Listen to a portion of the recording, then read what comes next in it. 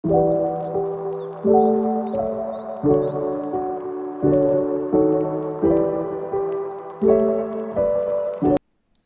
To my channel engineering hub. आज हामी fluid मेकानिक्सको हाइड्रोडाइनामिक्स च्याप्टरबाट चाहिँ इम्पोर्टेन्ट न्युमेरिकल लिएर आएका छौँ। यसमा चाहिँ के सोधेको छ भन्दाखेरि water flows through a pipe AB 1.2 metre diameter at 3 metre per second and passes through a pipe BC 1.5 meter diameter and 8C the pipe branches. Branch CD is 0.8 meter in diameter and carries 1/3 of the flow in AB. The flow velocity in branch CE is 2.5 meter per second. Find the volume flow rate in AB, velocity in BC, velocity in CD and diameter of CE भनिएको छ है। अब सुरुमा के गर्नु, question अनुसारको हामीले figure draw गर्नु पर्यो है त। के भनेको छ भन्दाखेरि अब water flows through a pipe AB, pipe AB छ हाम्रो एउटा, ल यो चाहिँ एबी पाइप भयो। ल यसको डायमिटर चाहिँ कति आयो त 1.2 मिटर दिएको छ है। यो पाइपको डायमिटर चाहिँ हामीलाई यसलाई D1 भनौँ 1.2 मिटर है। भेलोसिटी चाहिँ 3 metre per second. 3 metre per second भनेपछि के हो त, भेलोसिटी दियो, यो यहाँ चाहिँ फ्लोको भेलोसिटी दियो 3 मिटर पर सेकेन्ड। ल त्यसपछि हेरौँ, then passes through a pipe BC 1.5 metre diameter भनेपछि अब BC चाहिँ के छ त, ल अब बीबाट सी हाम्रो BC पाइप चाहिँ के छ त 1.5 मिटर डायमिटर भनेपछि हाम्रो 1.2 भन्दा के भयो, ठुलो भयो। एबी भन्दा BC चाहिँ अलिकति के छ, ठुलो छ पाइप। ल BC चाहिँ यहाँबाट के भयो त, अलिकति ठुलो भयो पाइप।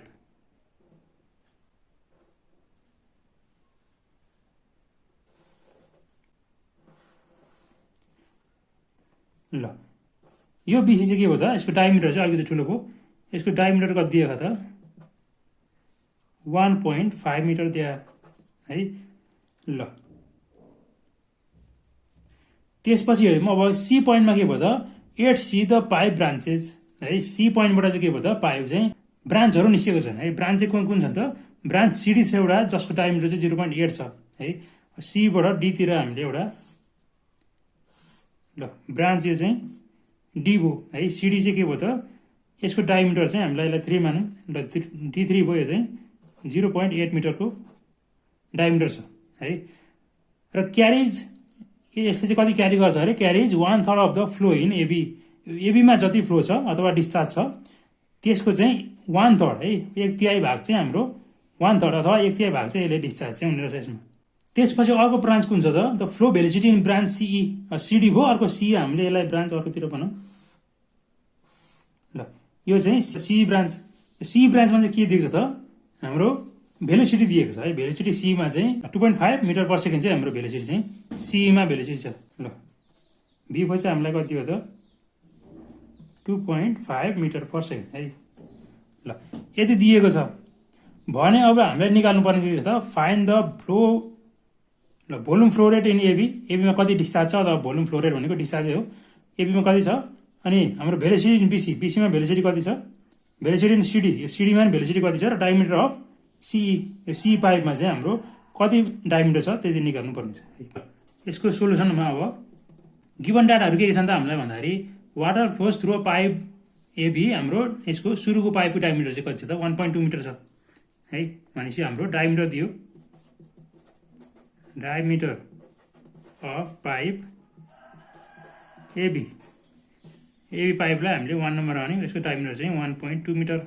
त्यस्तै यसको भेलोसिटी पनि दिएको छ हामीलाई, भेलोसिटी इन पाइप एबी, र V1 पनि दियो हामीलाई 3 मिटर पर सेकेन्ड है। ल त्यसपछि हाम्रो पाइप बीसीको डायमिटर दिएको छ 1.5 र D2 को दिएको छ हामीलाई 1.5 मिटर। अब सिडीको डायमिटर दिएको छ,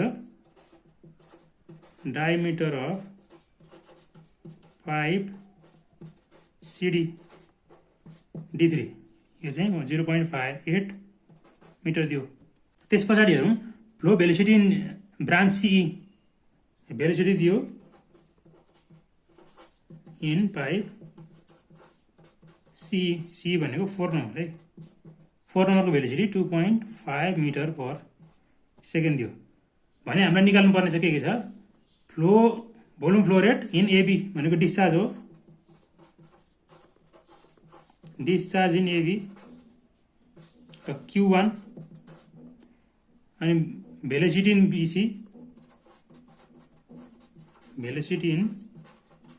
BC BC भनेको 2 नम्बर पाइप त्यसपछि भेलोसिटी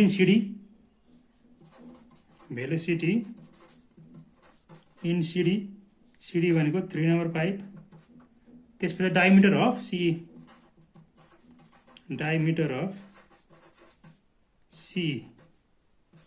D भनेको हाम्रो 4 नम्बर पाइप है। ल यति निकाल्न सोधिएको छ। यो चाहिँ हामीले अब कन्टिन्युटी इक्वेसनहरु लगाउँदै हामीले यसमा चाहिँ निकाल्नु पर्ने हुन्छ। ल फर्स्ट नम्बर पाइपको लागि हेरौँ है त। फर्स्ट नम्बरको लागि चाहिँ हाम्रो डायमिटर पनि दिएको छ, हाम्रो भेलोसिटी पनि दिएको छ भनेपछि अब डायमिटरबाट हामीले एरिया निकाल्ने पाइपको क्रस सेक्सन एरिया है। अब एरिया निकालौँ हाम्रो सुरुको पाइप एबी को एरिया अफ पाइप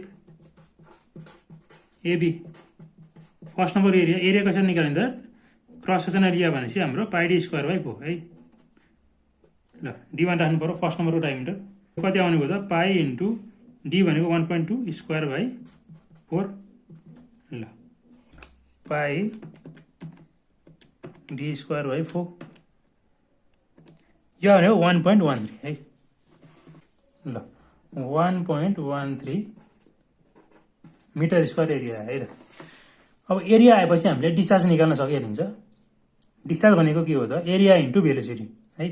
ल डिस्चार्ज भनेको इन पाइप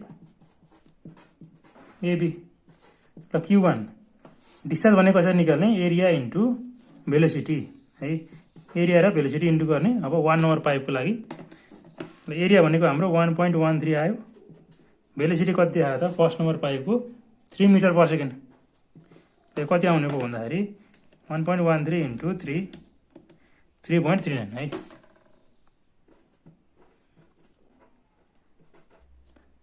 ल मिटर क्युब पर सेकेन्ड है त। यो चाहिँ के आयो त फर्स्ट नम्बर पाइपको चाहिँ हाम्रो डिस्चार्ज है। त्यस पछाडि अब निकालौँ। त्यस पछाडि के सोधेको त भन्दाखेरि ल दोस्रो नम्बर पाइपको BC पाइपको भेलोसिटी निकाल्न सोधिएको छ। ल अब हेर्ने यहाँ अब BC को त अब डिस्चार्ज छैन। डिस्चार्ज कसरी निकाल्ने भन्दाखेरि कन्टिन्युटी इक्वेसन लाउनु पर्यो। कन्टिन्युटी भनेको अब यो BC पाइपमा आउने डिस्चार्ज कहाँबाट आउने हो त एबी बाट आउने हो। यहाँबाट चाहिँ फ्लो आइरहेको छ भनेपछि यही फ्लो चाहिँ BC मा जान्छ। एबी बाट जति पानी आयो त्यति नै पानी चाहिँ BC मा पास हुने हो है। कुनै लस चाहिँ हामीले नेग्लेक्ट गर्दाखेरि लसहरु चाहिँ हामीले नलिने भने जति यहाँबाट एबी बाट पानी आयो त्यति नै BC मा पानी जाने हो भनेपछि यो एबी को डिस्चार्ज र BC को डिस्चार्ज चाहिँ बराबर हुने हो। यो चाहिँ फ्रम कन्टिन्युटी इक्वेसन। यो चाहिँ फ्रम कन्टिन्युटी इक्वेसन है त। यसले के भन्छ त ए मा जति डिस्चार्ज छ त्यही डिस्चार्ज चाहिँ BC मा पास हुन्छ भनेपछि अब Q1 र Q2 त बराबर भयो। हाम्रो जति आएछ अघि ल यो चाहिँ हाम्रो अघि कति आएछ 3.39 आयो। त्यो आएर 3.39 नै भयो metre cube per second. Discharge छँदैछ हामीले अब एरिया निकालेर हाम्रो भेलोसिटी है। अब एरिया निकालौँ। एरिया पाइप BC को लागि है। BC को लागि एरिया हाम्रो A2 ल A2 कति आउने भयो त अब पाइ D स्क्वायर बाइ 4 पाइ D भनेको अब 2 राख्नु पर्यो। डायमिटर कति छ 1.5 छ BC को लागि 4 है। ल बाइ 4 पाइ 1.5 स्क्वायर बाइ 4 1.767 है। 1.767 मिटर स्क्वायर आयो। अब त्यसपछि डिस्चार्ज पनि छ अब एरिया पनि छ भनेपछि भेलोसिटी आयो भने भयो। अब भेलोसिटी इन BC V2 कसरी आउने भयो त डिस्चार्ज बाइ एरिया गर्ने है। किन त डिस्चार्ज भनेको एरिया इन्टु भेलोसिटी हो भनेपछि भेलोसिटी भनेको डिस्चार्ज बाइ एरिया भयो। र डिस्चार्ज कति छ भन्दाखेरि 3.39 छ। भेलोसिटी कति आयो 1.767 ल यो कति आउने भयो त 3.39 बाइ 1.767 1.918 यसलाई चाहिँ 92 लेख्न सक्यो है राउन्ड अफ गर्दाखेरि 1.92 मिटर पर सेकेन्ड चाहिँ के आयो त दोस्रो पाइप BC मा चाहिँ आएको यो चाहिँ फ्लोको भेलोसिटी भयो है। त्यस पछाडि के सोध्यो अर्को के छ भेलोसिटी सिडी र डायमिटर अफ सी छ अझ निकाल्नुमा कि सिडीमा भेलोसिटी निकाल्न के चाहियो त सिडीको डिस्चार्ज चाहिन्छ है सिडीको डिस्चार्ज चाहिँ कति छ भनेर हामीलाई सुरुमै क्वेसनमा दिएको छ ल सिडी चाहिँ 0.8 मिटर डायमिटर र यसले चाहिँ 1/3 of the flow in the AB एबीमा भएको फ्लोको 1/3 भाग चाहिँ केमा छ त सिडीमा डिस्चार्ज छ भनेपछि सिडीको डिस्चार्ज के गर्नु पर्छ जति एबीमा भएको डिस्चार्ज भनेको Q1 लाई के गर्ने 1/3 गर्ने है 1/3 गर्ने भनेपछि अब डिस्चार्ज इन सिडी Q3 यो चाहिँ कति हुने भयो त 1/3 अफ के को एबी को फ्लो भनेको Q1 हो 1/3 अफ Q1 भनेको कति आयो त हाम्रो 3.39 यो कति आउने भयो त 3.39 by 3 1.1 है मिटर क्यूब पर सेकेन्ड ल डिस्चार्ज आयो अब एरिया निकालौं पाइप सिडी को एरिया पाई d3 हो यो by 4 पाई इन्टु ल d3 कति छ हामीसँग 0.8 यो छ 0.8 स्क्वायर बाई 4 कति आउने भयो त पाई 0.8 स्क्वायर बाई 4 0.50 है 0.50 चाहिँ मिटर स्क्वायर आयो है त्यो चाहिँ यो सिडी को एरिया हो अब सिडीमा चाहियो हामीलाई भेलोसिटी भनेको डिस्चार्ज भयो एरिया गरेर निकाल्दिनु फेरि चाहियो हामीलाई भेलोसिटी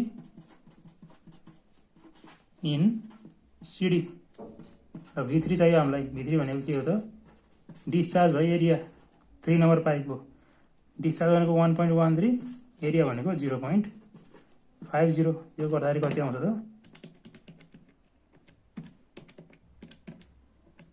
2.26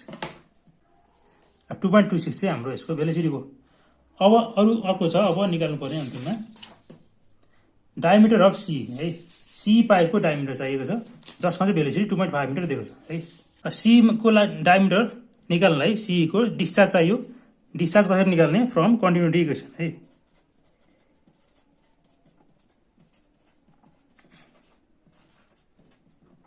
कन्टिन्युटी इक्वेसनले के भन्छ अब हेरौँ है त अब के हुन्छ त यो बीसीबाट आएको पानी चाहिँ कता बाँडिने भयो दुईटा भागमा बाँडिने भयो दुईटा ब्रान्चमा बाँडिने भयो एउटा सिडीतिर जाने भयो केही पानी चाहिँ हाम्रो सीईतिर जाने भयो है यहाँबाट आएको पानी चाहिँ केही पानी यता जान्छ केही पानी यता जान्छ भनेपछि दुईतिर बाँडियो बाँड्दैखेरि के भन्ने भयो त अब हाम्रो सिडीमा आएको डिस्चार्ज त निकालिसक्यो अघि नै हाम्रो 1.13 आएकै छ भनेपछि बाँकी डिस्चार्ज चाहिँ अब यता जाने भयो सीईतिर भन्न खोजेको बीसी को डिस्चार्ज भनेको के हो Q2 हो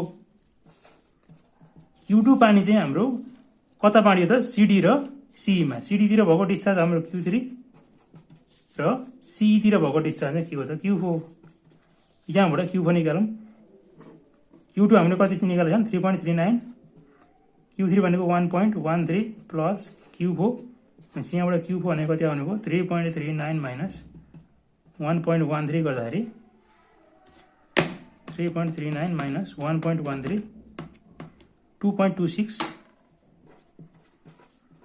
मिटर क्यूब पर सेकेन्ड आयो डिस्चार्ज अब चाहियो हामीलाई भेलोसिटी दिएकै छ अब चाहियो डायमिटर निकाल्नलाई के गर्नु पर्यो त एरिया निकाल्नु पर्यो है त एरिया निकालौँ एरिया अफ पाइप सी ल एफ हो एरिया भने कसरी आउने भयो त डिस्चार्ज बाई भेलोसिटी है र डिस्चार्ज भनेको 2.26 आयो बाई भेलोसिटी कति छ त 2.5 दिएकै छ है हामीलाई क्वेसनमा 2.5 दिएकै छ ल भनेपछि यो कति आयो त अब 2.26 बाई 2.5 0.904 मिटर स्क्वायर आयो है एरिया आयो अब एरियाबाट डायमिटर निकाल्ने सिन्स एरिया भनेको के हो त एफओ भनेको पाई d4 ल पाई d स्क्वायर बाई 4 है 4 नम्बर पाइपको भनेपछि यहाँबाट d4 भनेको कति आउनु भयो त डायमिटर हो भनेको चाहिँ यसलाई क्रस मल्टिप्लाई गर्दाखेरि 4a4 बाई पाई डिभाइडमा जाने भयो अनि स्क्वायर छ स्क्वायर हटाउन के गर्नु पर्यो रुट गर्नु पर्यो ल यहाँबाट भ्यालु कति आउने भयो 4 इन्टु 0.904 बाई पाईको रुट ल भनेपछि यसको भ्यालु हेरौँ कति आउने हो 4 इन्टु